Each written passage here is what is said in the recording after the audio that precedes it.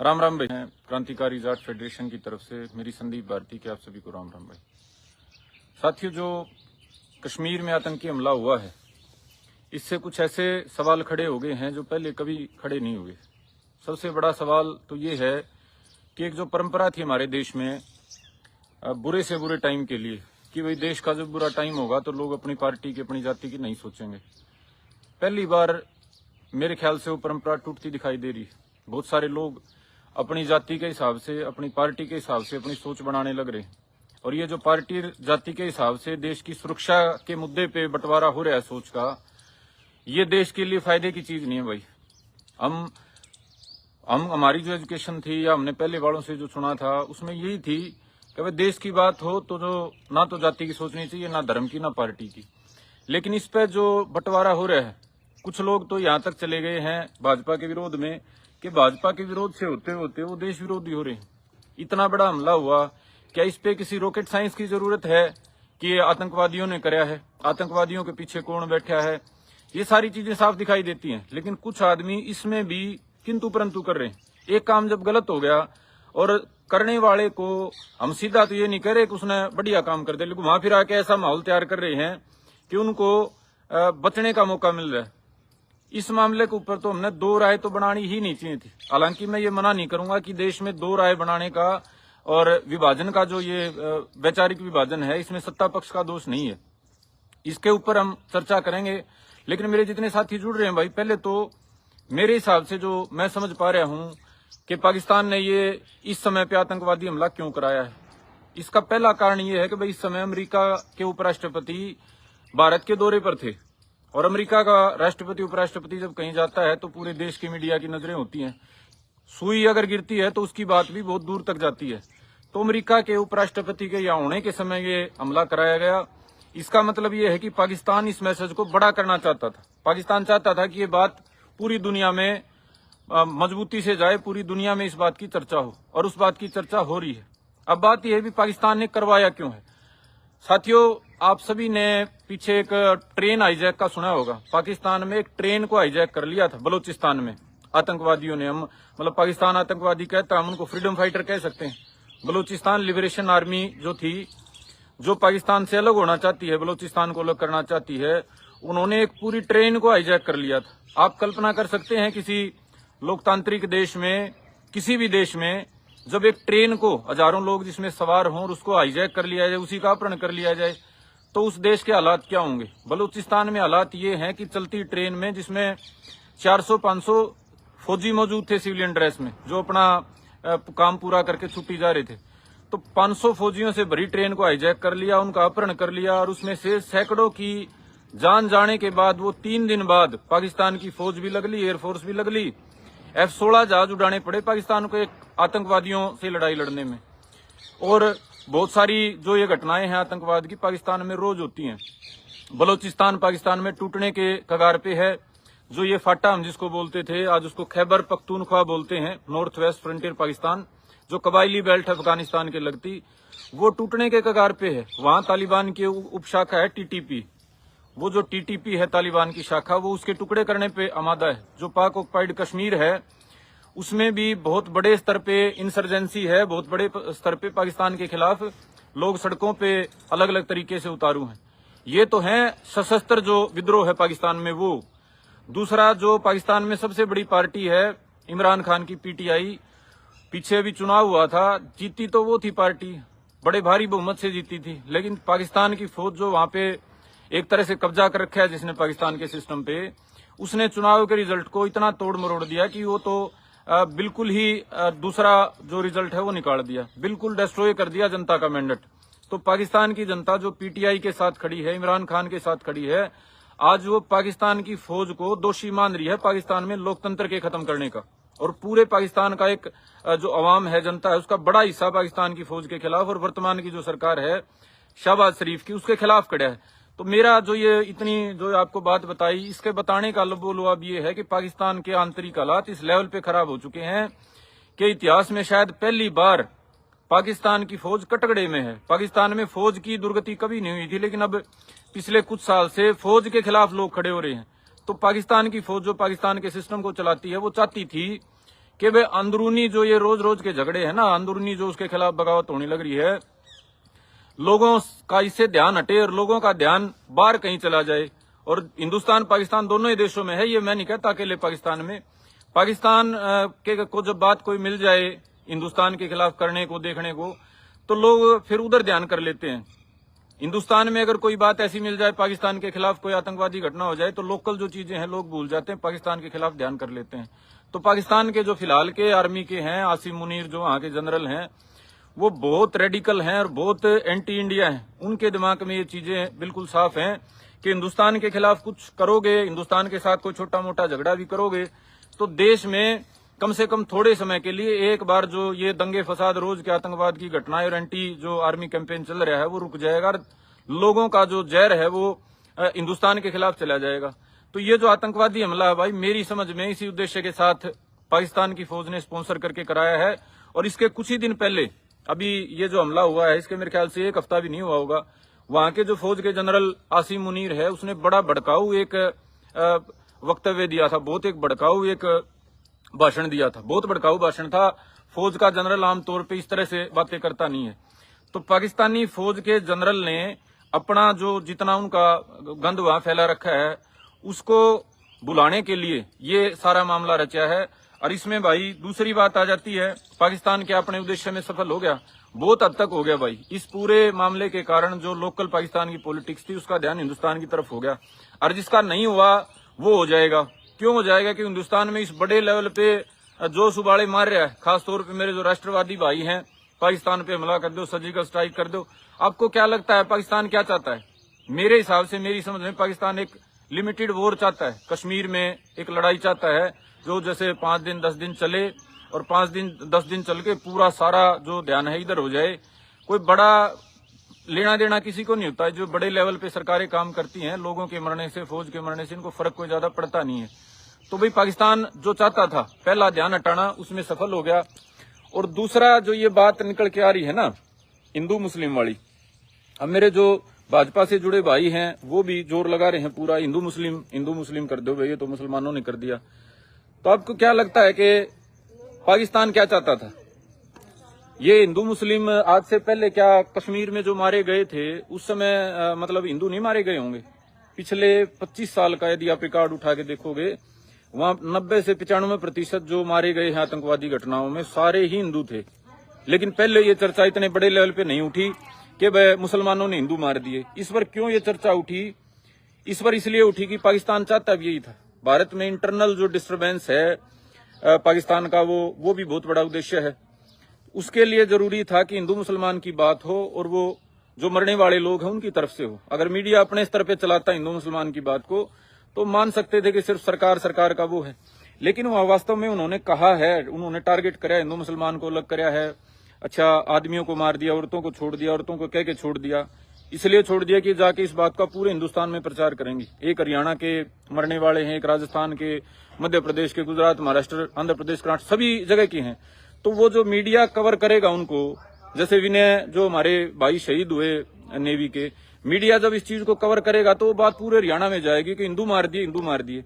जब पाकिस्तान ये चाहता है कि पूरे हिंदुस्तान में एक बात फैले कि हिंदू मार दिए मुसलमानों ने, और हम भी वही काम करने लग रहे हैं, इसका मतलब तो हम पाकिस्तान जो चाहता है वही काम करने लग रहे हैं ना। मैं खास तौर पे मेरे जो राष्ट्रवादी साथी हैं, ये हिंदू तो का जो ज्यादा जिनमें जोश है, उनको ये बात कहना चाहता हूँ, भाई आप इतना जोर जो इस पे लगा रहे हो ना कि भाई ये तो है ना मुसलमान कभी से ये गजवाई हिंदू और इस तरह की बातें करते आए हैं और उन्होंने इसीलिए काम करा है।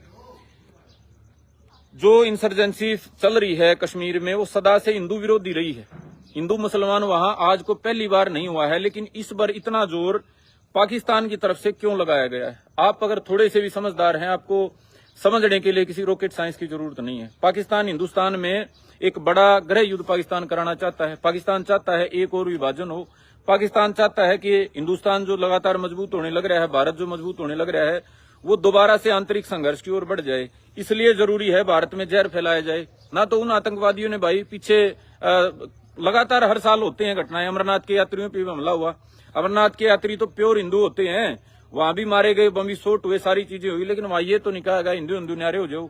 इस बार क्यों कराया गया? इस बार इसलिए कराया गया कि पाकिस्तान चाहता यही है, ये जो इस कांड के पीछे लोग हैं ये चाहते यही हैं कि हिंदू मुसलमान का जो जहर है हिंदुस्तान में, भारत में, वो और बढ़े। और ये तमाम मेरे जो तथाकथित आप जो भाई हैं जिनमें ज्यादा ये उबाले मार रहा है खून, आप पाकिस्तान की ही बात को आगे बढ़ा रहे हो। आप जिसको दुश्मन देश मानते हो ना, वो जो चाहता है वही करने लग रहे हो। तो आपकी जो समझ है, आपको IIT सेल वाला जो प्रचार है ना, इससे बाहर निकलना चाहिए मेरे भाई। ये दूसरे का लिखा पढ़ने से पहले उसको आगे फेंक देना, 100 लोगों के पास फॉरवर्ड कर देना, उस चीज के आपको कॉन्सिक्वेंसेस पता नहीं है। जो पाकिस्तान मैसेज देना चाहता था दुनिया में, उसने वो दे दिया। अब वो जो आगे जो हिंदुस्तान में चाह रहा है, आप वही करने लग रहे हो। और ये जो हमारे जो भाई हैं, मैं इनसे अनुरोध करूंगा कि भाई अपनी समझ बनाओ और अपनी समझ के हिसाब से आप फैसले लो। इसके अलावा भाई कुछ और जरूरी बातें हैं। कुछ भाई ये कहने लग रहे हैं कि भाई इंटेलिजेंस फेल्योर है। बिल्कुल निश्चित तौर पे है भाई, इसमें तो कोई मना कर ही नहीं सकता। अब कई ये कह रहे थे ना, मिला भाई सवाल उठाना चाहिए सरकार पे, उठाना चाहिए भाई, लेकिन उठाने का थोड़ा समय होता है। 1-2 दिन इनको मौका दिया जाना चाहिए, सारी चीजों का एसेस कर लें। एक बड़े लेवल पे देश में रोष होता है। तो इंटेलिजेंस फेल्योर है, इसमें कोई शक की बात नहीं है। इतने बड़े स्तर पे प्लानिंग हुई होगी, और इतने बड़े स्तर पे प्लानिंग के बाद उसकी जो रेकी वगैरह है, उसकी तैयारी है, उसका एग्जीक्यूशन है, बहुत चीजें जुड़ती हैं। अब एक दिन में हमला नहीं हो जाता। दूसरा, मोटे मोटे से इनपुट भी आए हुए थे। आपको मैं बता दूं, जो कश्मीर के DGP थे, कुछ दिन पहले उनका बयान आया था कि वे 100 से ज्यादा जो आतंकवादी हैं पाकिस्तान के, क्योंकि ये जो इंसर्जेंसी आतंकवाद है कश्मीर में, अब ये आउटसोर्स हो गया। पहले तो इसमें कश्मीर के लड़के ज्यादा होते थे, बरगलाया जाता था उनको। अब इसमें पाकिस्तान के ज्यादा हो गए। पाकिस्तान के ज्यादा इसलिए हो गए क्योंकि हिंदुस्तान से उनको रिक्रूट मिल नहीं रहे, और यहाँ पे उनको आग सुलगाए रखनी है। तो वहां लड़कों को जिहादी बना बना के पाकिस्तान से, अफगानिस्तान से भर्ती कर करके यहाँ भेज रहे हैं। तो ये जो यहाँ जो भेजे जा रहे हैं पाकिस्तान की तरफ से, इसके बारे में इंटेलिजेंस के मोटे इनपुट थे। जब एक DGP खुल के प्रेस कॉन्फ्रेंस में कह रहा है 100 से ज्यादा आतंकवादी आ रहे हैं, और वो सारे इसी रूट से आ रहे थे। वो पहले जो ऊपर जो कश्मीर से आते थे, वो कश्मीर के बजाय जम्मू के इलाके से आने लग रहे थे, और किश्तवाड़ के इलाके में, इधर जम्मू के इलाके में कई छोटी मोटी मुठभेड़े भी चल रही थी। तो हमारे को तो अपने टूज पे रहना चाहिए था। हमारे को तो कहते हैं ना, पंजा पे रहना चाहिए था। देश की जो सिक्योरिटी एजेंसीज हैं कि वे 100 आतंकवादी घुस रहे हैं, और वो 100 तो मतलब ये मान के चलो एटम बम है, मानव बम है, जिनको मरने की चिंता नहीं है। तो भाई ये इंटेलिजेंस फेल्योर है, इसमें कोई शक की बात नहीं है, और इस पे सवाल सरकार से खड़ा होना चाहिए। दूसरी बात ये कह रहे हैं कि भाई वहां मौके पे सिक्योरिटी क्यों नहीं थी। भाई कश्मीर कोई एक गांव नहीं है, कश्मीर एक गांव नहीं है, 5-7 हजार लोग रहते हों। मैं इसमें ऐसा नहीं है कि मैं डिफेंड कर रहा हूं सिस्टम को, लेकिन एक यथार्थ बता रहा हूं। कश्मीर में हम भी गए हैं, हमारे साथी पोस्टेड हैं आर्मी में और फोर्सेज में। बहुत बड़ा इलाका है कश्मीर का, दुर्गम इलाका है, कई लाख वहां फौजी पोस्टेड हैं, और वो एक प्रोसीजर बना हुआ है कि कितने फौजी कहां डिप्लॉय करने हैं। ये जो इलाका था, ये जो बैसरण की घाटी थी, इस पे पहले ऐसी घटना हुई नहीं थी कि आतंकवादी हमला हो। दूसरा, अब तक एक स्थापित नियम था कश्मीर का कि जो पर्यटक थे ना, अमरनाथ यात्रियों को छोड़ के पर्यटकों पे हमले होते नहीं थे। 1-2 भी अगर पर्यटक के ऊपर हमला होता तो बहुत बड़ी बात होती थी। तो ये किसी को अंदाजा था नहीं कि भाई इस बड़े लेवल पे आतंकवादी पर्यटकों को टारगेट कर सकते हैं। तो पर्यटकों को टारगेट नहीं कराया जाता था, और इस इलाके में पहले घटना हुई नहीं थी।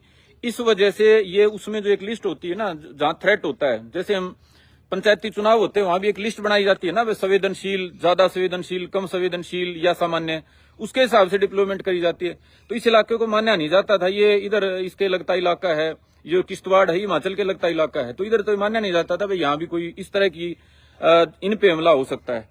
फिर भी अगर कोई इनपुट था तो उस पर कार्रवाई होनी चाहिए थी। लेकिन ये जो हम अनर्गल ये कह रहे हैं ना, 2000 आदमी थे वहां और फौज खड़ी होनी चाहिए थी, भाई ये तो है ना, कश्मीर में इस महीने में लगभग 3 लाख यात्री आ लिए। तो 3 लाख यात्रियों के लिए 3 लाख फौजी साथ में थोड़े दिए जा सकते हैं। तो कुछ चीजें ऐसी हैं भाई जिनको हमें खुद समझना चाहिए, और उन बातों पे बहस, निरर्थक जो बहस है ना, वो नहीं करनी चाहिए। जायज जो चीजें है ना, जो कम से कम जिस आदमी ने जो गलती कर रखी है उसको ये फील हो गलती कर रखी है, वो भी उसको रियलाइज करे। और निरर्थक हम करते रहे ना, तो अगले में बिना बात के देश की फौज के मन में खटास पैदा करे, उन चीजों का फायदा नहीं है।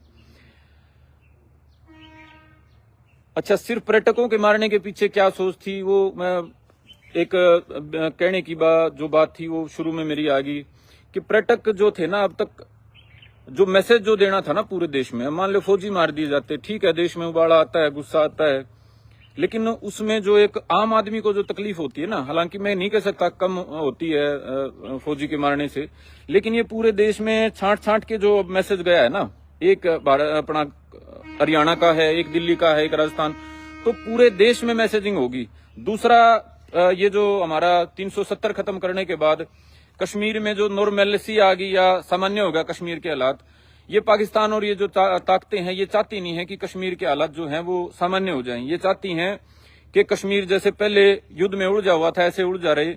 जो ये अपना पर्यटन का जो काम था, पिछले साल 30 लाख के लगभग पर्यटक गए कश्मीर में हालात सामान्य हो गए, आम आदमी को रोजगार मिल गया। अब कश्मीर में अंदरूनी हालात क्या है भाई, कुछ प्रतिशत लोग तो सरकार का माल खा रहे हैं, एक ठीक ठाक सा हिस्सा है जो सरकार की योजनाओं से जो हजारों करोड़ का साल का बजट जाता है उसको खा के मौज ले रहे हैं। एक बहुत गरीब तबका है जिसको कहीं से कुछ नहीं मिलता है, जो ना आतंकवादियों के साथ जुड़ा हुआ ना वो सरकार की दलाली खाने में जुटा हुआ, तो उसकी हालत बड़ी खराब है। वो पर्यटन पे निर्भर है। अब जो रिक्रूट मिलते थे ना पाकिस्तान को इन आतंकवादी संगठनों को, गरीब तबके से मिलते थे, और उस गरीब तबके की रोजी रोटी जब चलने लगी, उसको 2 पैसे आने लगे पर्यटन से, रोजगार उसको मिल गया, तो पाकिस्तान को रिक्रूट मिलने बंद हो गया आतंकवादी संगठनों को।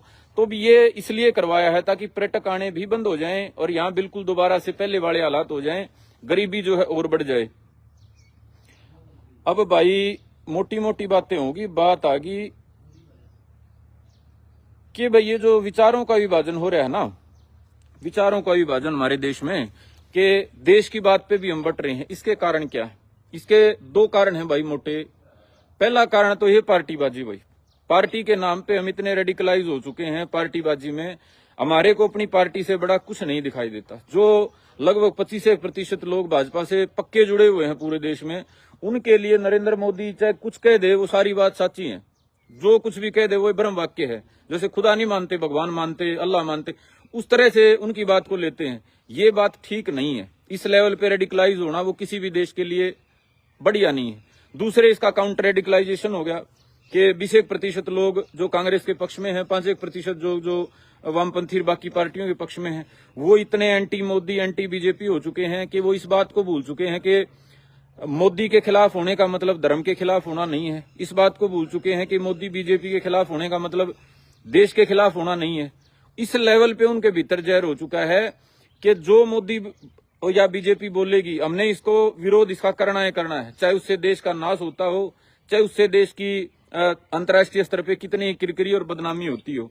तो ये जो रेडिकलाइजेशन हो गया ना पार्टी के नाम पे, ये पहला और बड़ा कारण है। इसको आप विचारधारा के भी कह सकते हैं, राइट विंग और लेफ्ट विंग। पहले तो ये राइट विंग लेफ्ट विंग इतने हार्ड होते नहीं थे इस देश में, लेकिन 2014 के बाद जब से भाजपा का राज आया है, इन्होंने अपना जो राइट विंग कह लो या धर्म की राजनीति को इस लेवल पे बढ़ा दिया कि इनके खिलाफ वाले भी अपनी जगह पे और पक्के हो गए। ये जो चीज है भाई ये देश के हित में नहीं है। इस वजह से क्या हो रहा है, इनके आपस में इतना जहरीला मामला चल रहा है कि जो समझदार लोग हैं ना, जो किसी के पक्ष में ज्यादा नहीं है, जो देश के पक्ष में है, धर्म के पक्ष में है, जो सच्चाई के पक्ष में है, वो अपनी बात कहने से डरने लग रहे हैं। उनको ये लगता है यार छोड़ो ना, क्यों फेसबुक पर कोई डाल देंगे, कोई कुछ लिखा कोई कुछ लिखेगा।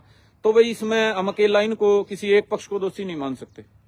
ये जो आज यहाँ तक बात पहुंची है कि देश में आतंकवादी हमला हो रहा है और उस पर भी ओपिनियन विभाजित है, इसमें हम सरकार का भी एक बड़ा दोष मानते हैं। एक बात तो इन्हें ये कर दी, चलो देश के लिए कोई बड़ा काम कर दिया जाए, उस पर वोट मांगना जायज है, मांगने चाहिए, लेकिन छोटे से छोटे काम के ऊपर वोट, कहीं 2 आतंकवादी मार दिए उनके पोस्टर लगा के वोट मांगना, बुरा मत मानना भाई जो भाजपा के साथ भाई जुड़े हुए हैं, लेकिन राष्ट्रवाद के कंसेप्ट का जितना चुनावी दोहन जिसको बोलते हैं आप लोगों ने कराया, उतना हमने खूब देश का इतिहास पढ़ा, उतना पहले कभी नहीं कराया गया था। धर्म के कंसेप्ट का जितना दोहन इस राज्य में कराया गया उतना पहले कभी नहीं कराया गया था। मैं अंधा विरोधी नहीं हूं मोदी सरकार का, जायज बात है, उस पर साथ जय लगाने के लिए तैयार हैं, लेकिन जो गलत बात है 2014 के बाद जो इस देश में हुआ है, अगर 4 आतंकवादी मार दिए ना, उनको फोटो छपवा के कहीं इलेक्शन है वहां बंटवा दिए जाएंगे, ले वह मोदी ने गोला फेंक के ये आतंकवादी मार दिए। अगर कहीं धर्म का छोटा मोटा मामला हो जाएगा उसको बढ़ा चढ़ा के इस लेवल पे ले जाया जाएगा कि यहाँ से वोटों की आमदनी हो जाए। मतलब बात यह है, वोट की राजनीति तो देश में थी 50 के बाद, 1950 के बाद चुनाव शुरू होने के बाद, लेकिन इस लेवल पे नहीं थी कि वे देश की छोटे से छोटी बड़े से बड़ी कोई उपलब्धि होगी उसको भी कैश करने का प्रयास किया जाएगा। 1971 में भी देश जीता था पाकिस्तान से, 1965 में भी देश जीता था पाकिस्तान से, लेकिन उसका इतना महिमा मंडन नहीं हुआ कि उसके नाम पे 10 साल 15 साल वोट खाए जाएं। तो ये जो जहर जो बन रहा है देश में भाई, ये देश के हित का नहीं है। और खास तौर पे जो भाई अपने आप को राष्ट्रवादी कहते हो, आपको सोचना चाहिए कि ये जो लगातार कराया गया है ना, मैं कहता हूं आंख खोल लेनी चाहिए। अगर आप सिर्फ देश को बड़ा मानते हो किसी पार्टी को बड़ा नहीं मानते हो, भाजपा को या कांग्रेस को, तो आपको आंख खोल लेनी चाहिए कि देश के सम्मान की बात पे, देश की सुरक्षा की बात पे राजनीति नहीं होनी चाहिए, उसको वोट से नहीं जोड़ा जाना चाहिए। और अभी ताजा जो बात है, जो कहते हैं ना आग में घी डालने वाली बात होती है।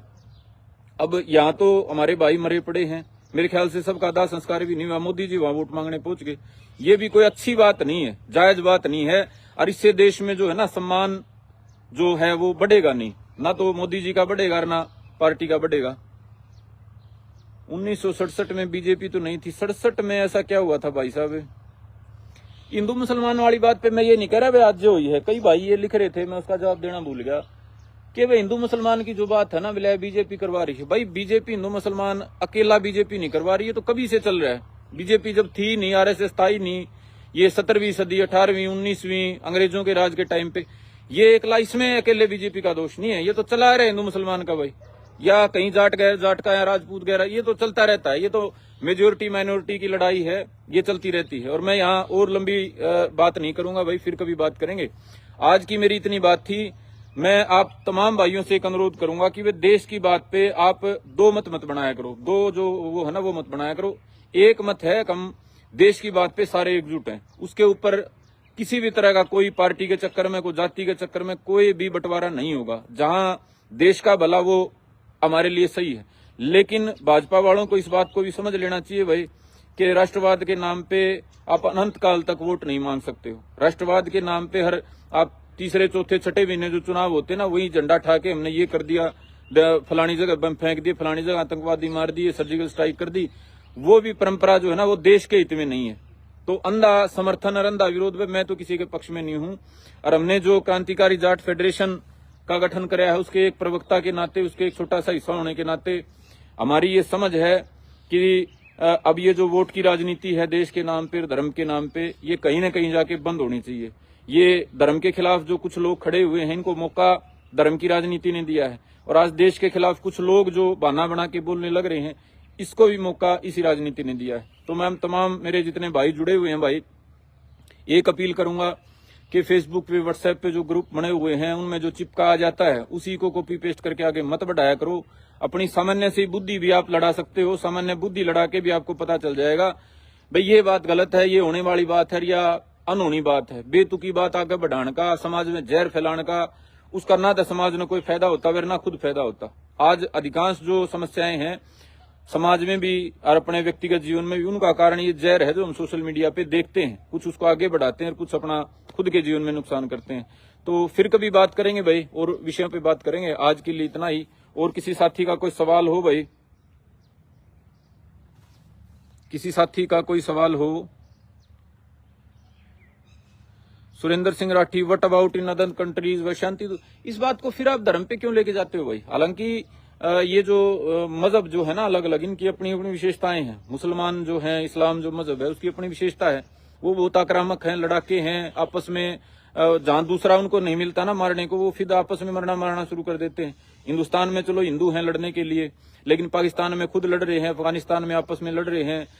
बहुत सारा देश, मतलब सारी दुनिया है, ईरान, इराक, सीरिया, यमन से लेके, लीबिया से लेके, और यहाँ इजराइल, हमास, लेबनान में सारी मतलब अगर 20-30 कंट्रियां हैं ऐसी, तो मैं ये नहीं कह रहा हूं कि भाई खाली हिंदुस्तान में ही ऐसा है या हिंदुस्तान में ऐसा, सारी दुनिया में ऐसा हो रहा है। लेकिन भाई हमारे को तत्कालिक इस लड़ाई में नहीं पड़ना चाहिए। एक भाई कह रहे हैं सोल्यूशन क्या है भाई? सोल्यूशन तो भाई माफी चाहूंगा मैं आपसे, वो सोल्यूशन वाली बात रहेगी। सोल्यूशन वाली बात ये है भाई, हम सरकार पे अब सारी बातें लगभग होगी, अननेसेसरी का दबाव ना बढ़ाएं। हम ये ज्यादा राष्ट्रवाद के झंडे ठाके और इतना दबाव ना बढ़ाएं कि सरकार को कल पाकिस्तान से लड़ाई छेड़नी पड़ जाए।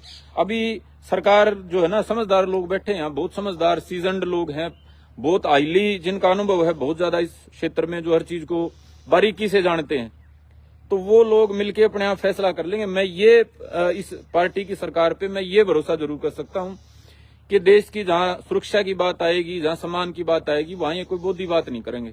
मैं कोई झूठी ये वो नहीं कह रहा हूं, प्रशंसा कर रहा हूं, ये है इनमें राष्ट्रवाद की बात पे जब दूसरे दुश्मन देश से कोई बात आएगी तो वो नहीं करेंगे। लेकिन इतना दबाव ना बढ़ाओ भाई इनको ऊपर, अकीर एक रैश डिसीजन ले लें। मान ले आज कोई सर्जिकल स्ट्राइक कर दें, कोई इस तरह का मामला बना दें, और उसके काउंटर रिएक्शन के रूप में वहां कोई लड़ाई छिड़ जाए, जो जरूरी चीजें हैं वो रह जाएं और जो बेकाम की चीजें हैं वो आगे आ जाएं।